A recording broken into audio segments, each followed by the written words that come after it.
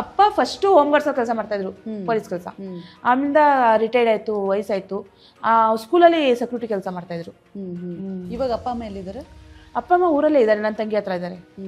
ಆರಾಮಾಗಿದ್ದಾರೆ. ಆರಾಮಾಗಿದ್ದಾರೆ. Okay, ನೀವೆಲ್ಲ ಓದಿದ್ದೆಲ್ಲ ಎಲ್ಲಿ? ಚನ್ನರಾಯಪಟ್ಟಣದಲ್ಲೇನಾ? Channapatna middle school. ಓಕೆ, ಓದುವಾಗೆಲ್ಲ ಒಂದಿನ ಸ್ಕೂಲ್ ಹೋಗುದು, 2 ದಿನ ಬಂಕು. ಒಂದು ದಿವಸ ಹೋಗ್ತಿದ್ರೆ 1 ತಿಂಗಳು 2 ತಿಂಗಳು ಆ ಕಡೆ ಮುಖಾನೇ ನೋಡ್ತಿರ್ಲಿಲ್ಲ, ಸ್ಕೂಲ್ ಮುಖ.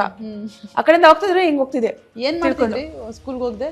ಅದೇ ನಾನು ಇದು ವ್ಯಾಪಾರ ಮಾಡೋದು, ಬಟ್ಟೆ ವ್ಯಾಪಾರ ಮಾಡೋದು, ಕೆಲಸಗಳು ಮಾಡ್ತಿದ್ವಿ. ಅಲ್ಲ, ಕೆಲಸ ಮಾಡೋಕ್ಕೋಸ್ಕರ ಸ್ಕೂಲ್ಗೆ ಹೋಗ್ತೀರಾ? ಓಕೆ, ಅಮ್ಮನ ಜೊತೆ ಸೇರ್ಕೊಂಡು ಸಂತೆಲಿ ವ್ಯಾಪಾರ ಮಾಡೋದು? ಅಮ್ಮ ಸಂತೆಲಿ ವ್ಯಾಪಾರ ಮಾಡ್ತಿರ್ಲಿಲ್ಲ, ಹಳ್ಳಿ ಕಡೆ ಎಲ್ಲ ಹೋಗೋದು. ಗಣಸಿ ಹಣ್ಣು ಫಸ್ಟು, ಹಿರೇಶೆವೆ, ನುಗ್ಗೆಹಳ್ಳಿ, ದಿಣಗೂರು ಅಂತ ಒಂದು ಊರು, ಹಳ್ಳಿಗಳಿದೆ ಅಲ್ಲಿ. ಗೊತ್ತಾ ಊರೆಲ್ಲ? ಅಲ್ಲೆಲ್ಲ ಹಳ್ಳಿಗೆಲ್ಲ ಹೋಗಿ ವ್ಯಾಪಾರ ಮಾಡೋದು. ಅವ್ರ ಜೊತೆ ನಾನು ಹೋಗ್ತಿದ್ದೆ. ಯಾರ ಎತ್ಕೊಬಿಡ್ತಾರೆ ಬಟ್ಟೆ, ಯಾರ ಕಳ್ತನ ಮಾಡ್ತಾರೇನೋ ಅಂತ ನೋಡ್ಕೊಂಡು ನಿಂತ್ಕೊತಿದ್ದೆ.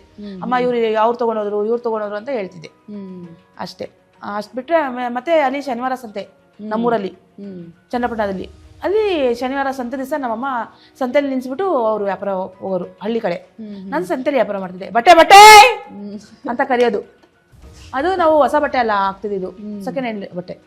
ಅದು ಬೆಂಗಳೂರು ಬಂದು ಚಿಕ್ಕಪೇಟೆ ಬಂದು ಅಲ್ಲಿ ಸೆಕೆಂಡ್ ಹ್ಯಾಂಡ್ ಬಟ್ಟೆ ಸಿಗುತ್ತೆ.